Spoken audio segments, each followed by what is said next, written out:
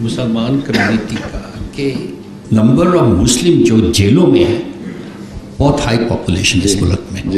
دیکھو کم از کم 10-12 ہزار مسلمان جیل میں. یہ ٹیررزم ایکٹیویٹی کے لیے نہیں ہے, وہ جو چوری کرنا, فراڈ کھیلنا, کرمنل ایکٹیویٹی جتنے ہیں وہ مجھے بہت کنسرن کرتی ہے اس بات. میں ایک بتا دیتا ہوں, یہ ہمارے صاحب بہاب آدم صاحب بیٹھے ہوئے ہیں, یہ گھانا کے امیر جماعت احمدیہ ہیں, پاکستان میں پڑھے ہیں, اردو بھی بڑی اچھی بولتے ہیں, اس لیے اردو بھی ان کے سامنے اگر بولنی ہو تو سوچ سمجھ کے بولیں.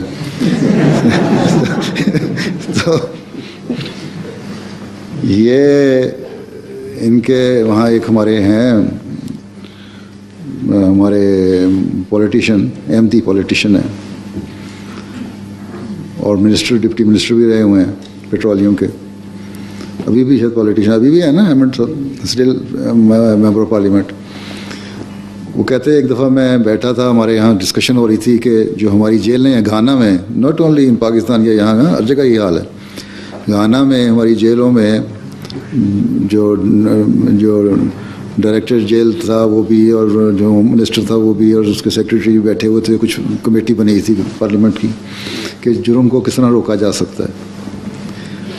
وہاں بیٹھے ڈسکشن یہ ہو رہی تھی کہ ہماری جیلوں میں اکثر تعداد مسلمانوں کی ہے. بات سنیں ٹھیک ہے, اکثر تعداد مسلمانوں کی جیل میں. تو ہمارے طاہر صاحب, طاہر احمد نام ہے ان کا, کہتے ہیں ان کو میں نے کہا کہ زیادہ ڈیٹا لے کے آؤ, یہ دیکھو اس میں سے کہ ان 11% تو مسلمانوں کی پاپولیشن ہے اور احمدی بھی ہمارے کافی بڑی تعداد میں ہیں وہاں لاکھوں میں, کہ احمدی کتنے ہیں جیل میں. اور جو ساری انفارمیشن منگائی گئی پتہ لگا ان میں سے ایک بھی احمدی نہیں تھا, ایک بھی نہیں ہیں. وہ اس لیے کہ ان کو بتایا گیا کہ تمہیں یہ کام کرو گے غلط تو تمہیں جماعت احمدیہ کی طرف سے سزا ملے گی. ایک اٹیچمنٹ ہے ماں باپ سے کے پہلے, فیملی کی اٹیچمنٹ, پھر اس سوسائٹی کی اٹیچمنٹ, جس کی وجہ سے باوجود ان حالات کے ان میں سے ان بچت ہے. ہو سکتا ہے کہ 0.01% ہوں بھی یہ نہیں, لیکن وہ جو اس وقت ان کو انفارمیشن فوری ملی اس میں سے ان کو 300-400 آدمیوں میں سے کوئی نہیں نکلا. تو یہ چیزیں تو چاہتی ہیں محنت کرنا, معاشرے کا بھی کام ہے اور ایک گراس روٹ لیول پہ فیملی کا بھی کام ہے.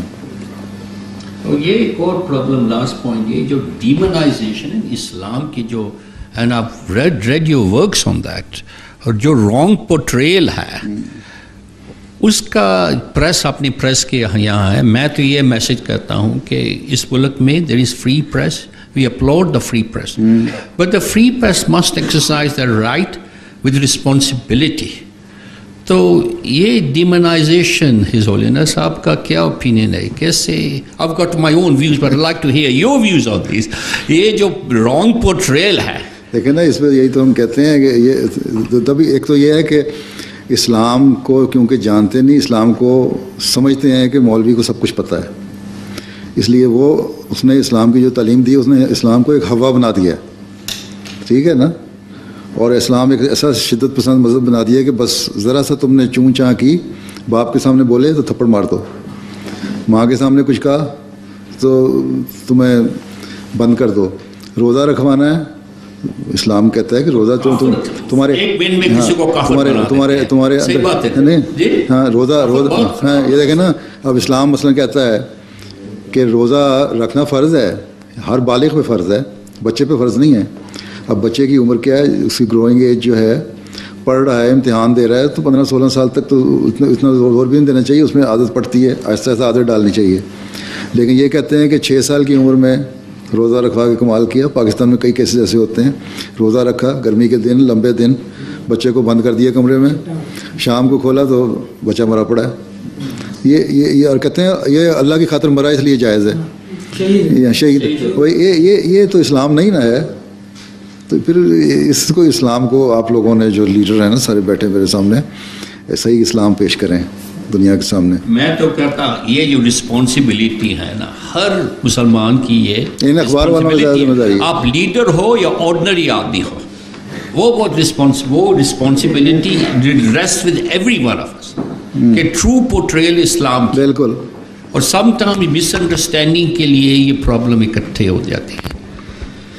اسلام تو جتنا کھلا اور نرم مذہب ہے اتنا ہے ہی کوئی نہیں. اس نے ہر مذہب کو کہا ہے کہ آؤ ایک بات پہ ہم جو ہماری مشترک ہے اس پہ ہم اکٹھے ہو جائیں ہیں, اور وہ اللہ تعالیٰ کی ذات ہے. اللہ تعالیٰ تو ایک ہے نا. ایک زمانے میں جب ہندوؤں اور مسلمانوں کو بڑی سخت, انڈو پاکستان ایک تھا, ایک دشمنی یہاں پیدا ہو رہی تھی, تو ہمارے جو بانی ہیں جماعت احمدیہ ہیں جن کو ہم مسیح موت مانتے ہیں, انہوں نے ایک کتاب لکھی. اس میں ہندوؤں کا کہ گو مسلمانوں کے لیے گائے کا گوشت کھانا جائز ہے اور ہم نے کھانا چاہیے, اور کوئی وجہ نہیں ہم نہ کھائیں. تمہیں اور تم لوگوں کے نظر میں گائے مقدس ہے, لیکن امن قائم کرنے کے لیے, تمہارے جذبات کے خیال کے لیے ہم گائے کا گوشت کھانا بھی بند کر دیتے ہیں, بشرطے کہ تم یہ عہد کرو کہ تم بانی اسلام حضرت صلی اللہ علیہ وسلم کے خلاف کوئی بات نہیں کرو گے. تو یہ تو آگے معاشرے میں اس طرح کوئی جو بات کی جائے تو پھر اس کا زور بھی ہوتا ہے, لیکن اگر پتہ ہو کہ خود ہی عمل نہیں کرنا تو لگنے کیا کرنا ہے.